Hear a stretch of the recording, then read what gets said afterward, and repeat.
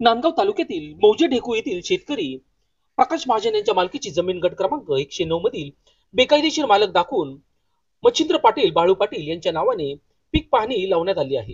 ही बाब प्रकाश महाजन यांच्या लक्षात येताच त्यांनी नांदगाव तहसील कार्यालय गाठून उपोषणास प्रारंभ केला, परंतु नांदगाव तहसीलदार महोदयांनी त्यांची दखल घेतली नाही। महाराष्ट्र राज्य उपमुख्यमंत्री देवेंद्र फडणवीस यांच्या सेक्रेटरी यांना देखील चुकीची माहिती दिल्याने प्रकाश महाजन यांचा राग अनावर झाला व त्यांनी जोपर्यंत तहसीलदार महोदय समक्ष येऊन केलेले खोटे पंचनामे रद्द करत नाही तोपर्यंत नांदगाव तहसील कार्यालय इथून हलणार नाही व उपोषण सोडणार नाही ही ठाम भूमिका घेतल्याने नांदगाव महसूल प्रशासनाची दमछाक झाली आहे। यावेळी पोलीस ठाण्याचे पोलीस निरीक्षक प्रीतम चौधरी यांच्या मार्गदर्शनाखाली चोख बंदोबस्त ठेवण्यात आला होता।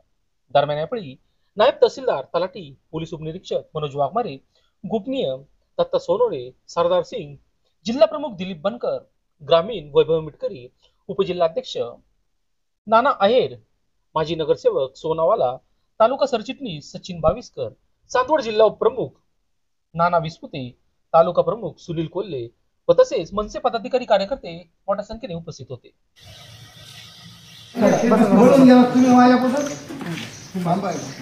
ज्येष्ठ नागरिकाला भेटायची लाज वाटते तुमच्या तहसीलदारला? हे भेटून काय उपयोग नाही, हातात काही नाही आहे। आता ह्यांनाच आम्ही घेऊन घेतो, आम्ही ह्यांना जाऊ देणार नाही। ही काय पद्धत लावली? बोलून जाता तुम्ही दुसरे खोटे पुरावे तयार करता। साहेब तुम्ही तहसीलदारांना बोलवा।